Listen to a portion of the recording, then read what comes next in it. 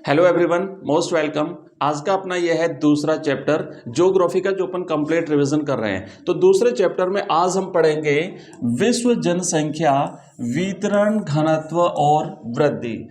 इसमें जो सिलेबस है, इस सिलेबस के अकॉर्डिंग एक एक पॉइंट को हम कवर करने जा रहे हैं। तो आइए करते हैं शुरू क्लास 10th की ज्योग्राफी का ये दूसरा चैप्टर। देखो यहाँ पे सबसे पहले हम सिलेबस देख लेते हैं कि हमारे इस दूसरे अध्याय का सिलेबस क्या क्या है।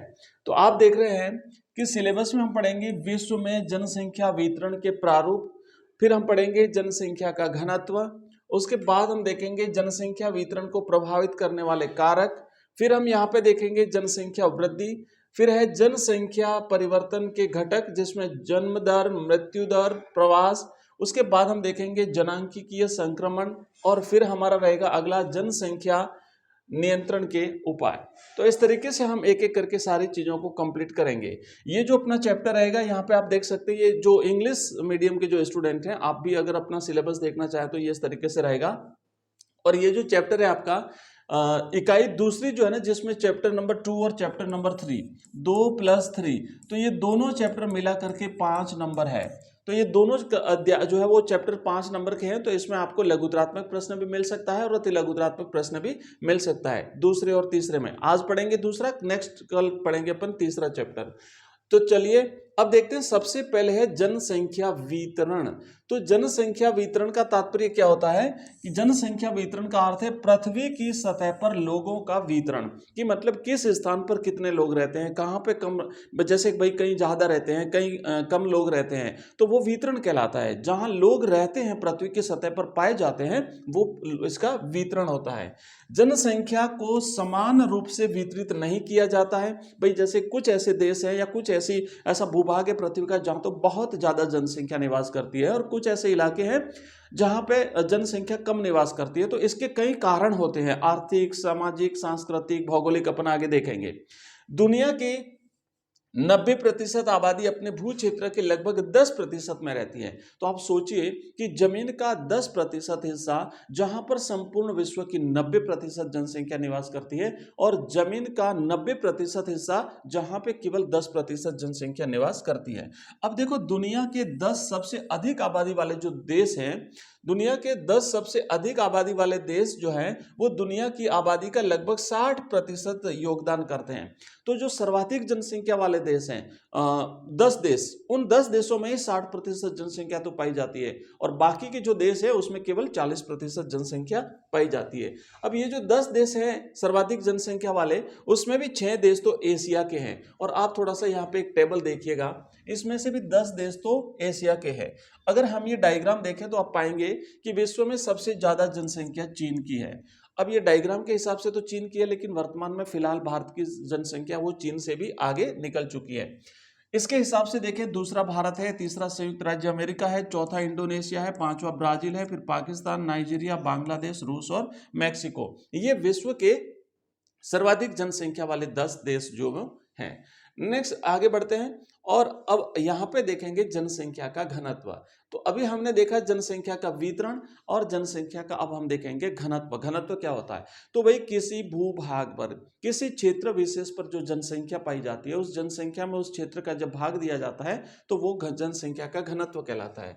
तो प्रति इकाई क्षेत्रफल पर निवास करने वाले व्यक्तियों की औसत संख्या को हम क्या कहते हैं? जनसंख्या का घनत्व कहते हैं। कि किसी भूभाग की जो जनसंख्या, उसका औसत निकाला जाता है, वो जनसंख्या का घनत्व कहलाता है। इसका मतलब है कि भूमि के आकार का लोगों की संख्या के बीच अनुपात जनसंख्या घनत्व कहलाता है। अब इसे कैसे निकालते हैं, मैं भी आपको इसका सूत्र देखेंगे हम। तो आगे देखो, लिखा हुआ है कि आमतौर पर प्रति व्यक्ति जनसंख्या या क्षेत्र के घनत्व में मापा जाता है। और कुछ क्षेत्र घनी आबादी वाले क्षेत्र होते हैं जहां पे बहुत ज्यादा सघन जनसंख्या पाई जाती है, जैसे उत्तर पूर्वी अमेरिका, उत्तर पश्चिमी यूरोप, और दक्षिण पश्चिम एवं दक्षिण एवं पूर्वी एशिया। तो यहाँ पे बहुत ज्यादा जनसंख्या निवास करती है। कुछ ऐसे क्षेत्र होते हैं जहां पे बहुत कम जनसंख्या निवास करती है, जिन्हें विरल जनसंख्या वाले प्रदेश कहते हैं, जैसे कि ध्रुवीय प्रदेश। क्योंकि ध्रुवों में क्या होता है क्योंकि ध्रुव जो होते हैं ना, जैसे ये ध्रुवीय प्रदेश है पृथ्वी के ग्लोब में, तो बहुत ज़्यादा ठंड होती है, बर्फ रहती है, अंधेरा रहता है, तो ये इसलिए यहाँ पे कम जनसंख्या पाई जाती है। और साथ ही साथ जो है भूमध्य रेखा के पास उच्च वर्षा वाले जो क्षेत्र होते हैं वहाँ पर भी कम जनसंख्या पाई जाती है। जबकि कुछ क्षेत्रों में मध्यम आबादी वाले क्षेत्र हैं, जैसे चीन, दक्षिणी भारत, नॉर्वे और स्वीडन, यहाँ पे मध्यम जनसंख्या पाई जाती है। अभी जनसंख्या घनत्व की गणना कैसे करते हैं देखिए, तो यहाँ पे हम देखेंगे कि जनसंख्या घनत्व की गणना के लिए सबसे पहले तो क्या होता है कि जो जनसंख्या होती है, मान लीजिए किसी एक निश्चित भूभाग, अगर हमें भारत के भी किसी एक प्रांत की जनसंख्या निकालनी है, जैसे राजस्थान की, तो राजस्थान की कुल जनसंख्या कितनी है, उस जनसंख्या में राजस्थान का कुल जो भू क्षेत्र है उसका भाग देंगे, तो वहां पे हमारे पास जो है वो उस प्रदेश की जनसंख्या आएगी। इसी तरीके से पूरे देश की जनसंख्या निकाली जाती है, किसी भी गांव की, नगर की हम जनसंख्या निकाल सकते हैं। मान लीजिए कि यहाँ पे हम देखते हैं कि किसी देश की जनसंख्या 10 लाख है और वहाँ का क्षेत्रफल जो है वो 10,000 वर्ग है, तो 10,000 वर्ग किलोमीटर है। तो इसमें हम क्या करेंगे कि इसमें 10 लाख में भाग देंगे। जैसे मान लीजिए ये है, तो ये 1 2 3 4 और 5, इसमें हमने 10,000 का भाग देना है। तो ये हमने 1 1 1 3 और ये 4, तो 1 2 3 और 4 गए, तो पीछे बचे हमारे पास 100। तो इस तरीके से यहाँ की जनसंख्या हो जाएगी 100 व्यक्ति प्रति वर्ग किलोमीटर। अब इस प्रकार इसका ये सूत्र जो है वो जनसंख्या घनत्व निकालने का सूत्र है, जनसंख्या अपॉन क्षेत्रफल। ठीक है, उदाहरण के लिए जैसे यहाँ पे एक और उदाहरण दिया हुआ है, इसे आप लोग पढ़ लीजिए। और ये जो पीडीएफ है बच्चों मैं अवेलेबल करा दूंगा आपको। वैसे मैं आपको बता दूं कि अगर आप कंप्लीट नोट्स प्राप्त करना चाहते हैं, पीडीएफ के रूप में नोट्स आपको मिलेंगे, और साथ ही साथ इससे रिलेटेड जो वीडियोस है वो आपको मिलेगा। इसके अलावा इससे रिलेटेड जितने भी एमसीक्यूज हैं वो भी आपको मिलेंगे। इसके अलावा इसके जितने भी क्वेश्चन आंसर्स हैं वो मिलेंगे, और ऑनलाइन टेस्ट प्रत्येक चैप्टर के साथ में ऑनलाइन टेस्ट जो है वो बच्चों हमने दिया हुआ है। ये सारी चीजें मिलेगी आपको हमारे ऐप में। हमारा ऐप है एजुकेशन राइज से, एजुकेशन राइज।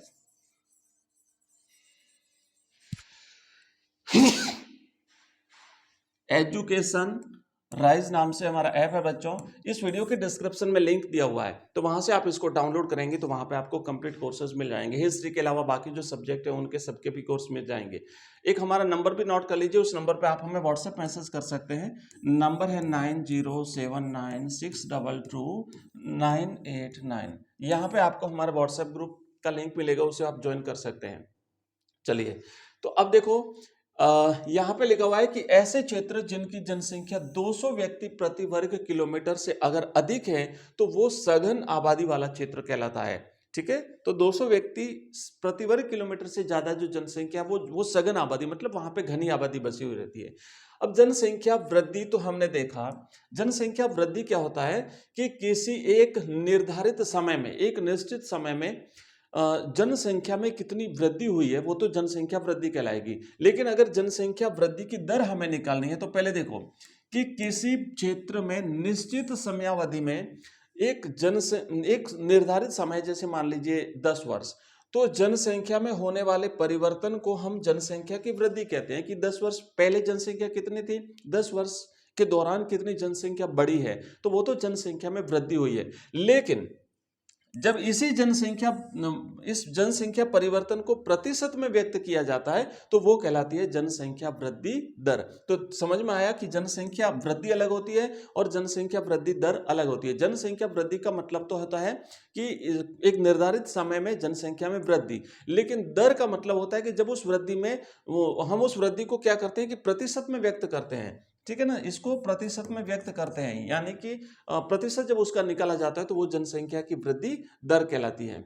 यहाँ पे आप देखेंगे कुछ संकल्पना है भूगोल, जनसंख्या भूगोल की कुछ आधारभूत संकल्पना है। पहले है जैसे मान लीजिए जनसंख्या की वृद्धि, तो इसे हम समझ चुके हैं। फिर यहाँ पे देखो नीचे लिखा हुआ है अगला कुछ, यहाँ पे कुछ आंकड़े भी हैं, आप लोग अगर याद करना चाहें तो करिएगा। जैसे 2001 की जनसंख्या इतनी थी और 2011 की जनसंख्या जो है वो इतने करोड़ हो गई थी। तो ये आंकड़े भी पूछे जा सकते हैं। 2011 का पूछा जा सकता है क्योंकि इसके बाद जनसंख्या हुई नहीं है। तो 2011 का 121.02 करोड़ थी, और अब इसमें घटाए तो वृद्धि कितनी हुई, तो इतने करोड़ की वृद्धि हुई है। उसके बाद में नेक्स्ट यहाँ पे दूसरा जो हमारा कुछ एक संकल्पना है वो है जनसंख्या की वृद्धि दर। तो जनसंख्या में परिवर्तन जो प्रतिशत में व्यक्त किया जाता है तो वो वृद्धि कहलाती है। जनसंख्या की प्राकृतिक वृद्धि, किसी क्षेत्र विशेष में दो समय अंतरालों में जन्म और मृत्यु के अंतर से बढ़ने वाली जनसंख्या को उस क्षेत्र की प्राकृतिक वृद्धि कहते हैं।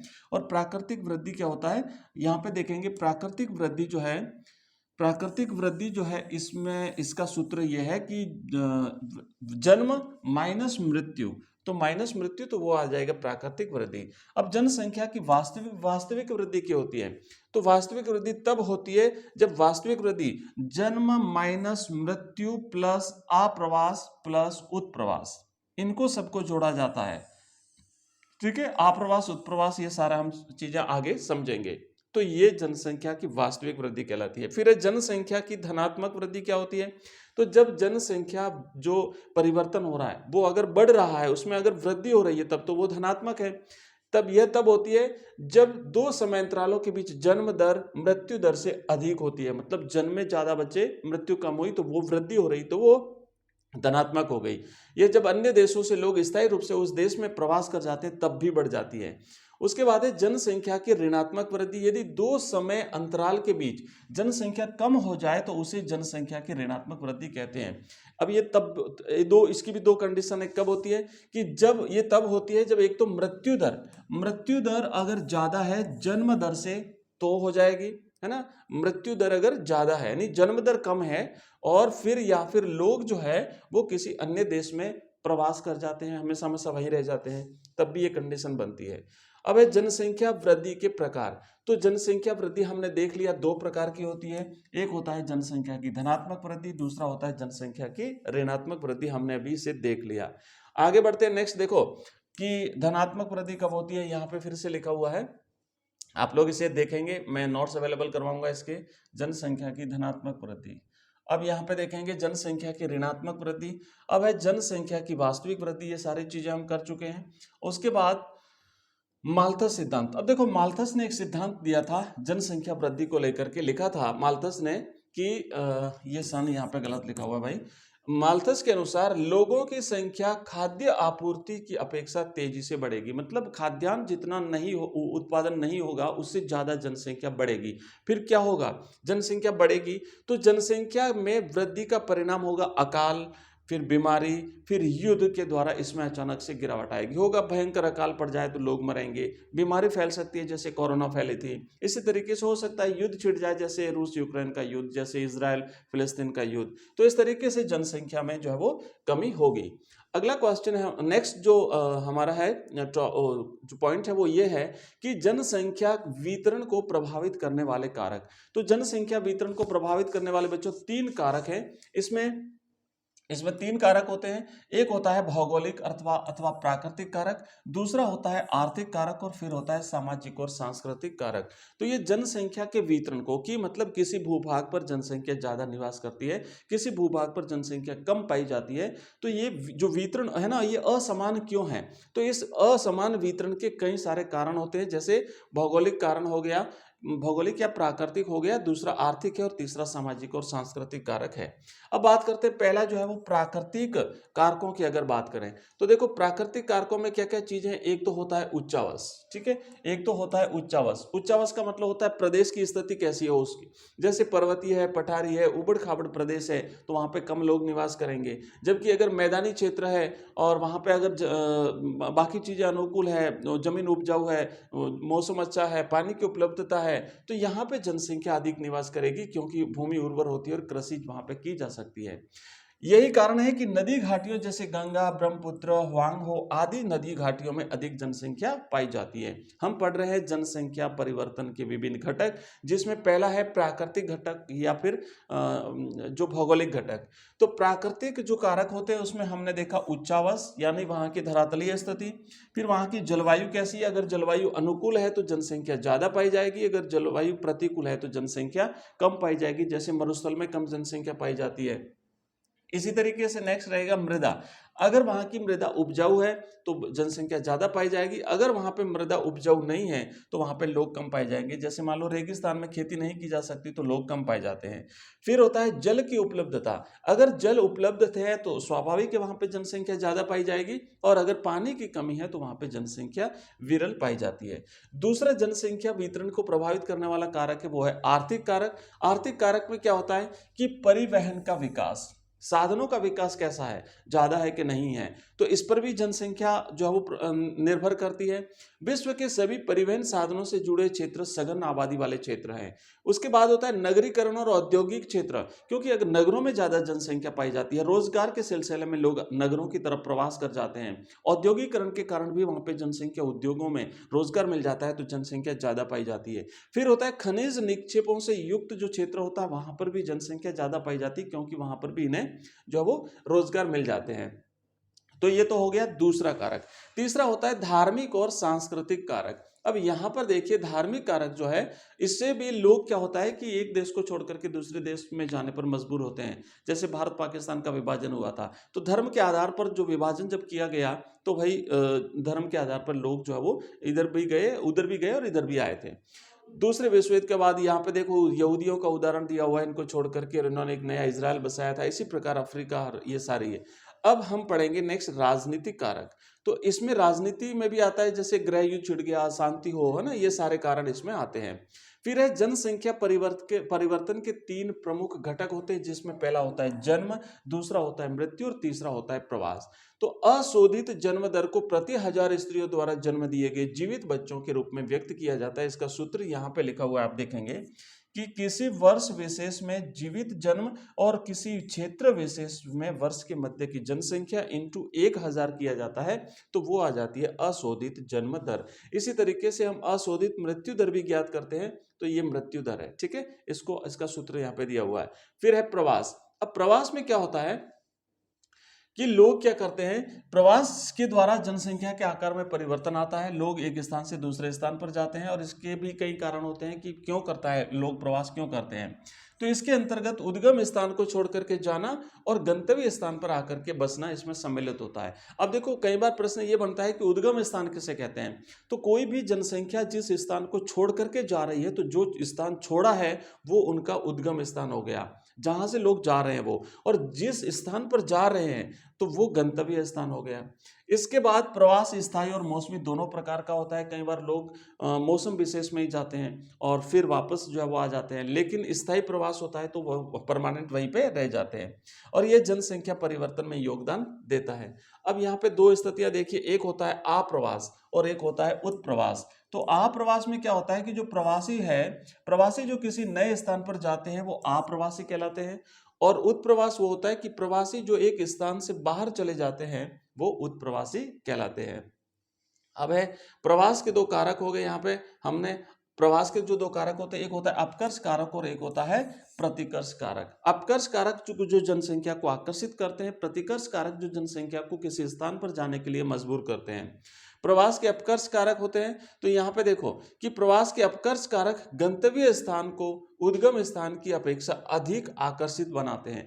लोग जहां पे जा रहे हैं ना, तो वहां पे क्यों जा रहे हैं उसका कोई ना कोई कारण होता है, तो वो आकर्षित करते हैं।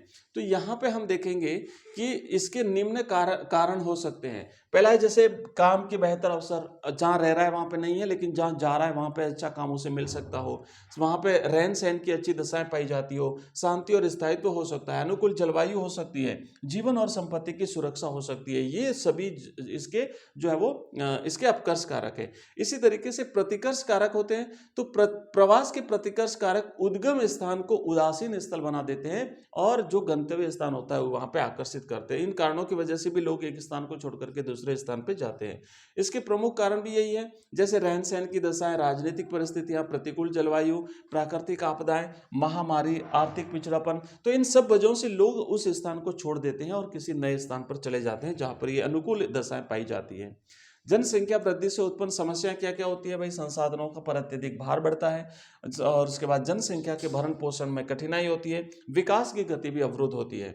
अब है जनसंख्या ह्रास के परिणाम, तो संसाधनों का पूर्ण उपयोग नहीं हो पाता, समाज की आधारभूत संरचना स्वयं ही अस्थिर हो जाती है और देश का भविष्य चिंता और निराशा में डूब जाता है। तो कम जनसंख्या भी जो है वो चिंता का विषय है। अब किसी देश की जनसंख्या तीव्र गति से बढ़ने पर वहां का आर्थिक विकास पर पड़ने वाले प्रभाव, तो वहां पे देखो आर्थिक विकास में क्या प्रभाव पड़ता है कि एक तो भोजन की समस्या उत्पन्न हो जाती है। अगर जनसंख्या ज्यादा है तो इतने लोगों को भोजन कैसे उपलब्ध कराया जाए, तो खाद्यान्न की समस्या, फिर आवास की समस्या, रहने की समस्या भी आती है वहां पे। फिर होता है बेरोजगारी बढ़ती है, इतने लोगों को रोजगार कहां से उपलब्ध कराना, काम धंधा कहां से देना, यह भी होता है। फिर होता है निम्न जीवन स्तर, तो उन लोगों का जीवन स्तर भी फिर जो है वो धीरे धीरे निम्न हो जाता है। और जनसंख्या का कृषि पर अधिक दबाव बढ़ता है, ये भी एक कारण, एक परेशानी है। फिर होता है बचत में कमी, फिर बचत नहीं हो पाती क्योंकि लोग ज्यादा है, तो फिर बचाव कैसे होगा, वो तो खाने पे खर्च करेंगे। और स्वास्थ्य की जो है वो दशा है, ये सारी रहती है। अब होता है नेक्स्ट जनांकीय संक्रमण, इसको समझिएगा कि जनांकीय संक्रमण सिद्धांत किसी क्षेत्र की जनसंख्या के वर्णन तथा भविष्य की जनसंख्या के पूर्वानुमान लगाने में मदद करता है। इस सिद्धांत के अनुसार जैसे जैसे कोई देश या समाज ग्रामीण खेतीहर और अशिक्षित में उन्नति करके नगरीय औद्योगिक और साक्षर बनता है, मतलब आप किसी ग्रामीण इलाके को लीजिए, वहां पे अगर जनसंख्या अभी खेती कर रही है, फिलहाल वो शिक्षित भी नहीं है, लेकिन जैसे ही धीरे धीरे वहां के बच्चे पढ़ेंगे, लोग शिक्षित होंगे और वो फिर नगरों की तौर बढ़ेंगे, औद्योगिकरण की तरफ उनका झुकाव होगा, तो उस समाज में उच्च जन्म दर और उच्च मृत्यु दर से निम्न जन्म और निम्न मृत्यु की स्थिति आने लगती है। तो जो अशिक्षित होते हैं वहां पे उच्च जन्म दर पाई जाएगी, स्वास्थ्य सुविधा नहीं है, लोग ग्रामीण स्थिति में रह रहे हैं, तो वहां पे मृत्यु दर भी अधिक होगी। लेकिन जैसे जैसे स्थिति बदलेगी ये दोनों ही कम होना शुरू होती हैं। ये परिवर्तन विभिन्न अवस्थाओं में होता है, इसकी 3 अवस्थाएं होती है, प्रथम अवस्था, द्वितीय अवस्था, तृतीय अवस्था, और इन्हें सामूहिक रूप से जनांकीय चक्र कहते हैं। आप समझिए यहाँ पे ये जो जनांकीय संक्रमण है, तो आप यहाँ पे देखेंगे कि भाई ग्रामीण खेतीहर मजदूर है ना, ग्रामीण खेतीहर जनसंख्या है। अब ये जनांकीय संक्रमण जो चलता है, इसकी 3 अवस्था है और लोग नगरीकरण की तरफ, औद्योगिकरण की तरफ जाते हैं। और ये अवस्था इस प्रकार होती है, जैसे पहली अवस्था, तो इस पहली अवस्था में देखो प्रथम अवस्था है, इस प्रथम अवस्था में क्या होता है, ध्यान रखना, यहाँ से प्रश्न बन सकता है। इस प्रथम अवस्था में उच्च जन्म दर और उच्च मृत्यु दर होती है। जैसे ये पहली अवस्था है, हमने देखा था यहाँ पर खेतीहर जो ग्रामीण है। जनसंख्या वृद्धि धीमी होती है। जनसंख्या वृद्धि धीमी क्यों होती है, क्योंकि जन्म दर भी अधिक है, साथ ही साथ मृत्यु दर भी अधिक है, तो जनसंख्या वृद्धि धीमी होती है और अधिकतम लोग प्राथमिक व्यवसाय में लगे रहते हैं, यानी खेती बाड़ी करते हैं। फिर इसके बाद बड़े परिवार संपत्ति माने जाते हैं और जीवन प्रत्याशा इनमें निम्न होती है। फिर आती है द्वितीय अवस्था। द्वितीय इस अवस्था में आरंभ में उच्च जन्म दर बनी रहती है, किंतु समय के साथ धीरे धीरे जन्म दर जो वो घटती है। जैसे जैसे लोग शिक्षित होते हैं, जैसे जैसे स्वास्थ्य सुविधाएं का विकास होता है, वैसे वैसे जन्म दर इसमें घटती है। और इस अवस्था में मृत्यु दर भी घटती है, क्योंकि स्वास्थ्य सुविधाओं की उपलब्धता की वजह से जो है वो मृत्यु दर भी इसमें घट जाती है। पहली अवस्था में ज्यादा थी, दोनों ही ज्यादा थी, लेकिन दूसरी अवस्था में दोनों ही धीरे धीरे कम होना शुरू होती है। जन्म दर और मृत्यु दर में अंतर के कारण जनसंख्या तेजी से बढ़ती है, बाद में घटने लगती है। तो शुरुआत में तो तेजी से बढ़ेगी, लेकिन बाद में धीरे धीरे घटेगी। और फिर इसकी तीसरी अवस्था होती है। इस तीसरी अवस्था में जन्म दर और मृत्यु दर बहुत कम हो जाती है, दोनों ही घट जाती हैं, लगभग संतुलन की स्थिति रहती है। जनसंख्या में न तो ज्यादा बढ़ाव न ज्यादा ह्रास, जनसंख्या तो स्थिर हो जाती है अथवा फिर बहुत कम वृद्धि इसमें होती है। इस अवस्था में जनसंख्या शिक्षित हो जाती है, तकनीकी ज्ञान के द्वारा विचार पूर्वक परिवार के आकार को नियंत्रित करती हैं। तो ये 3 स्थितियां हैं, 3 स्थितियों में अलग अलग कंडीशन होती हैं। और यहाँ पे ये डायग्राम दिया हुआ है। तो इसमें क्या होता है कि जो द्वितीय अवस्था होती है जनसंख्या, इसकी जो द्वितीय अवस्था होती है, आप यहाँ पे देखेंगे ये है दूसरी अवस्था। तो इस दूसरी अवस्था में जन्म दर अभी तीव्र है, बाद में घटेगी, और मृत्यु दर अभी ज्यादा थी, ये भी घटेगी। तो इस वजह से जनसंख्या में बहुत तेजी से वृद्धि होगी और बाद में फिर क्या होता है, यहाँ पे स्थायी हो जाती है। जन्म दर और मृत्यु दर दोनों निम्न हो जाती है। यहाँ पे बहुत हाई थी, तो यहाँ पे बहुत ज्यादा जनसंख्या जो है वो वृद्धि होती है। यहाँ पे बढ़ती है, फिर बाद में घटती है, और यहाँ पे बिल्कुल कम हो जाती है। अब यहाँ पे देखो देश भी हैं, जैसे कि बांग्लादेश, उसके बाद यहाँ पे श्रीलंका, केन्या, और फिर यहाँ पे जापान, कनाडा, अमेरिका, ये यहाँ पे स्थिति दी हुई है इनकी। नेक्स्ट है अगला है जनांकीय संक्रमण सिद्धांत का उपयोग कहाँ पे किया जाता है? तो इसका उपयोग किसी क्षेत्र की जनसंख्या का वर्णन करने तथा भविष्य की जनसंख्या के पूर्वानुमान के लिए किया जाता है। फिर जनसंख्या नियंत्रण के उपाय यहाँ पे दिए हुए हैं, परिवार नियोजन, बच्चों के जन्म को रोकना, जन्म में अंतराल रखना, फिर है ना माल्थस सिद्धांत, ये सारा हम पढ़ चुके हैं। तो इस तरीके से बच्चों आज हमने पढ़ा है हमारा सेकंड चैप्टर, और इसी सेकंड चैप्टर जो हमने पढ़ा है इसकी लाइव टेस्ट रहेगा, लाइव जो क्लास रहेगी हमारी वो इवनिंग में रहेगी, लाइव क्लास 8 बजे, है ना, 8:30 बजे, जिसमें इस टॉपिक से संबंधित जितने भी क्वेश्चंस हैं वो हम लाइव क्लास में करेंगे। तो इस तरीके से डेली एवरी डे एक एक क्लास लेकर के हमारा 17-18 दिन का टारगेट है, 18 दिन में हम इसका कंप्लीट सिलेबस पूर्ण करेंगे। इसी तरीके से शाम के समय हिंदी की क्लास मिलेगी, तो हिंदी में भी हमने रिवीजन शुरू कर दिया है। फिलहाल ये 2 क्लासें हम लेकर के चल रहे हैं, बोर्ड एग्जाम 2024 से पहले पहले हम कंप्लीटली आपका रिवीजन करवा देंगे सारे 6 सब्जेक्ट्स का। तो मिलते हैं अगली क्लास में, तब तक के लिए जय हिंद, जय भारत।